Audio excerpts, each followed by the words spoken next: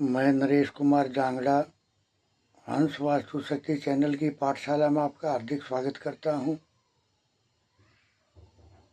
कईयों ने क्वेश्चन किए कि सर ये जो 3 टांगों वाला है मेरे व्हाट्सएप पे ऐसे ऐसे साइंस बना के पेश कर रहे हैं, बड़ा हंसी भी छूटती है ना। एक शेर के बच्चे ने तो क्या किया, एक वो नारियल वो गोला था वो आधा काट के उसके ऊपर नीचे से फैला लिया 3 बत्ती और लगा दी उसमें आग, और बोला सर देखो। मैं बड़ा बड़ा हंसी आई मेरे को। तो दरअसल क्या है, ये रेमेडीज बहुत ज़बरदस्त है, ये एक अमोघ अस्त्र है। क्योंकि मैं रेमेडी वो पेश करता हूँ जो मैं खुद हज़ारों के साथ टेस्ट किया है। तो दरअसल ये 3 टांगों वाली बत्ती बनाए कैसे, है ना। तो मैं मेरे मन में विचार आया।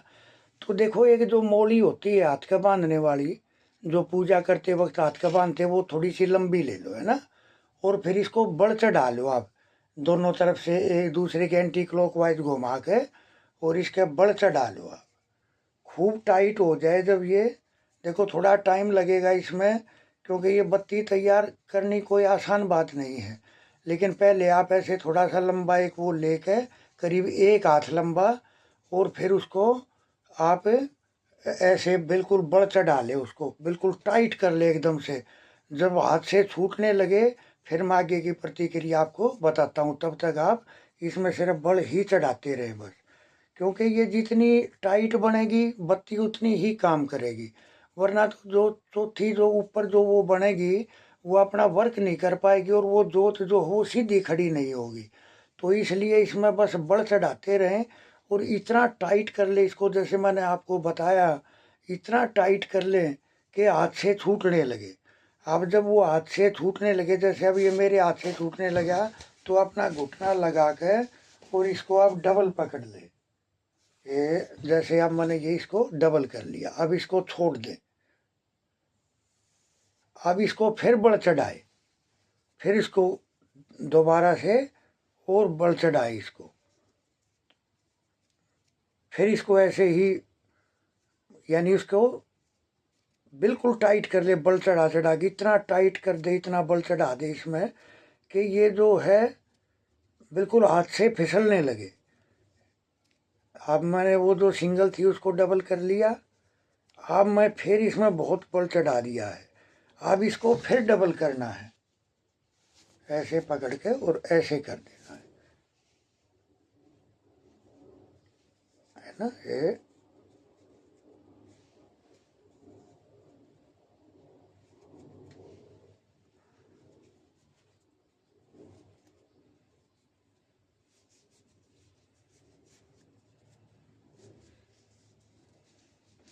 फिर इसको टाइट कर लें।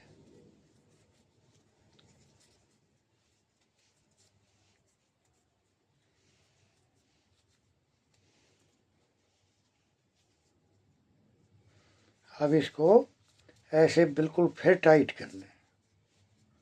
हालांकि मेरे से मौके पे थोड़ा सा इतनी जल्दी, वरना तो वीडियो लंबी हो जाएगी। अब इसको बीच से पकड़ के, जितनी बत्ती रखनी है ऊपर उसको छोड़ के, और इसको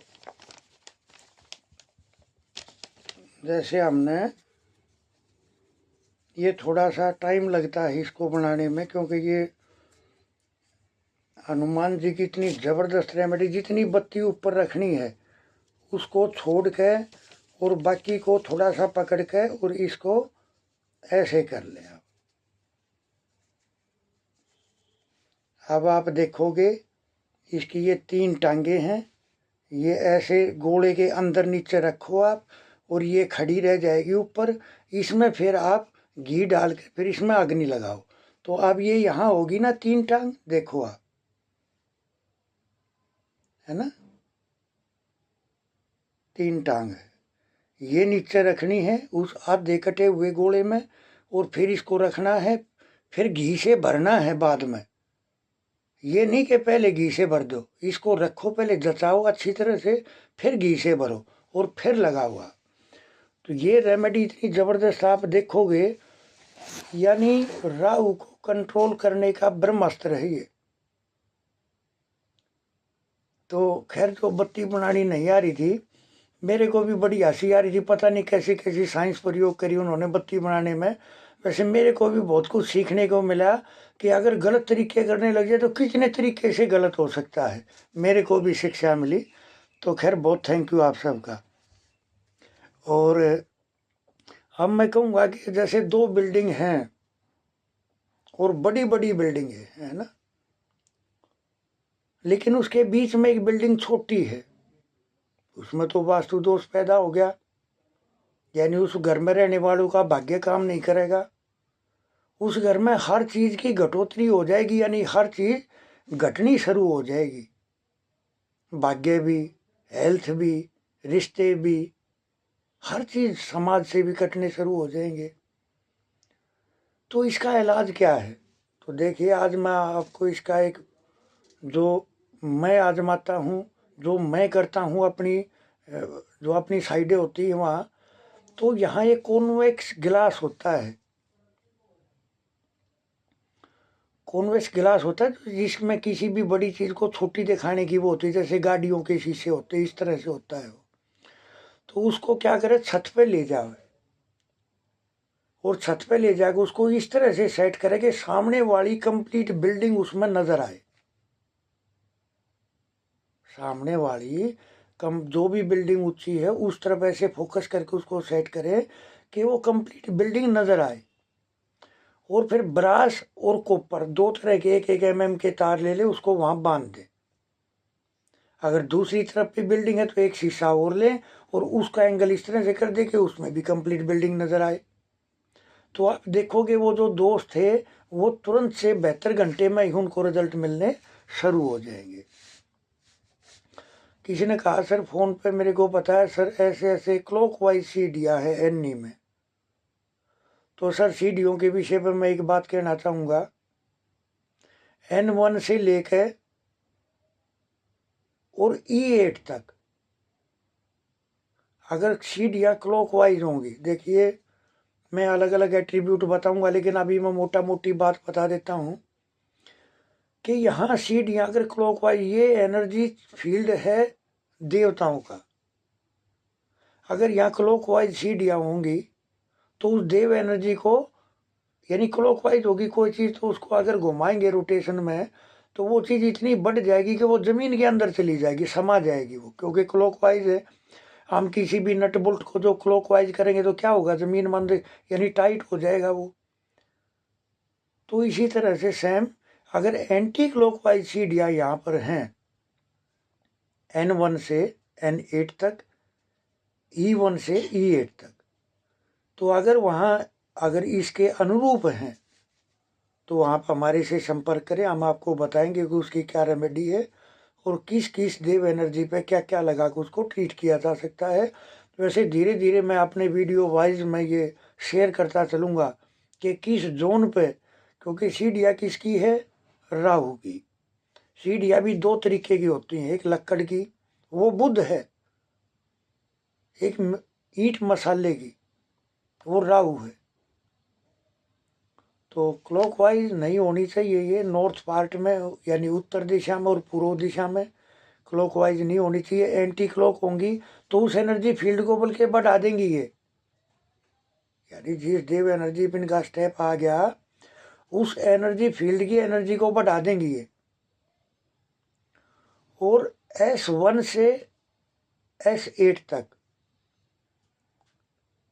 W1 से W8 तक क्लॉकवाइज सीढ़ियाँ होंगी तो उस घर में हमेशा प्रगति के काम होंगे, एक बूस्ट देने वाले काम होंगे। और जहाँ ये चीज़ इसके खिलाफ होगी, जैसे मैंने बताया उसके अनुरूप है, तो आप देखोगे रिजल्ट भी उसी एनर्जी फील्ड के गलत रिजल्ट मिलेंगे। तो मैं यहाँ आपके सवाल को बिल्कुल क्लियर किया है, कहाँ एंटी क्लॉक होनी चाहिए, कहाँ क्लॉकवाइज होनी चाहिए। और एक बात बताऊँ,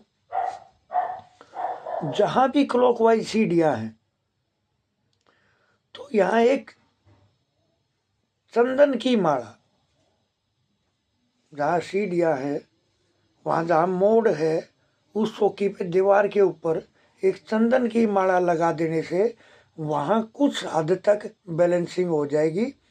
और विष्णु भगवान का पार्ट है ये, तो वो कहीं ना कहीं बैलेंस हो जाते हैं। तो वहाँ माला लगाने से ये जो जीने की अगर गलत पोजीशन है तो भी उसमें रिकवरी होगी, और ठीक है तो उसके एनर्जी को और भी ज़्यादा बूस्ट मिलेगा। तुलसी की माला भी हो सकती है, वो तुलसी की माला भी रख सकते हैं।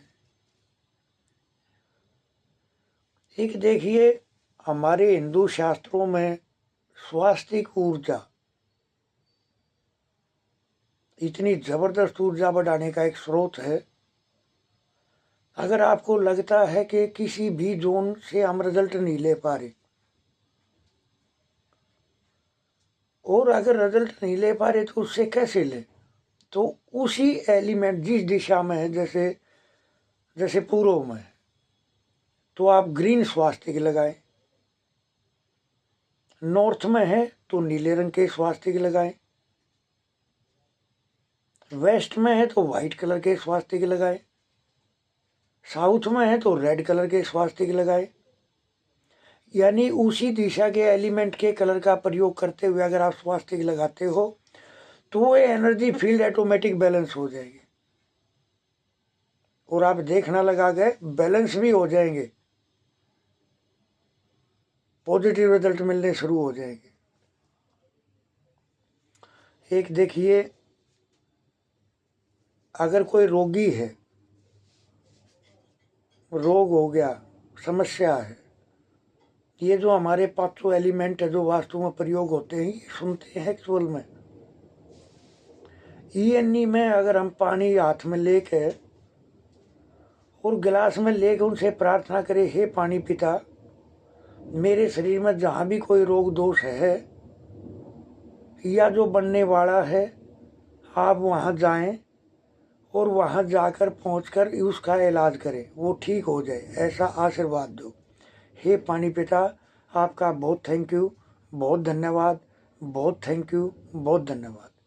ऐसे बोल के आप ईएनई में खड़े होके आप वो पानी का गिलास पिए, आप देखेंगे कुछ टाइम के बाद में जो दवा काम भी नहीं कर रही थी वो काम करना शुरू कर देंगी, और कुछ टाइम के बाद में दवा भी छूट जाएगी। मैं बहुत क्लाइंटों के साथ ऐसा किया और उनको बहुत रिलीफ मिला। एक देखो, जहाँ भी टॉयलेट है,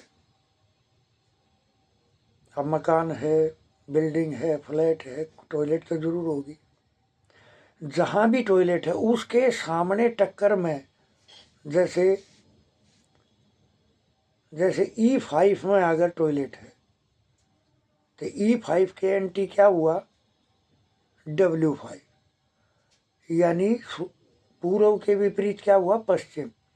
तो ठीक एग्जैक्ट उसी एनर्जी फील्ड पर नहीं सोना चाहिए, क्योंकि 180 डिग्री पर अपने सामने सब रिफ्लेक्शन मारते हैं और वो दूषित होता है और वो गलत हो जाता है। तो वहाँ अगर सोओगे तो गेंस, प्रॉफिट, बचत, बरकत, समाज से कटना, ये सब सिम्टम आ जाएंगे। तो जहाँ भी टॉयलेट है उसके सामने वाले जोन में ना सोएं, बचें। और अगर देखिए केतु की समस्या,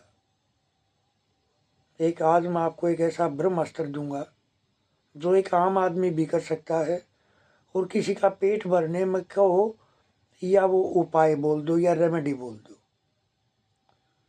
सत न जाले 7 प्रकार का अनाज पंसारी से बोलोगे मिल जाएगा रेडीमेड।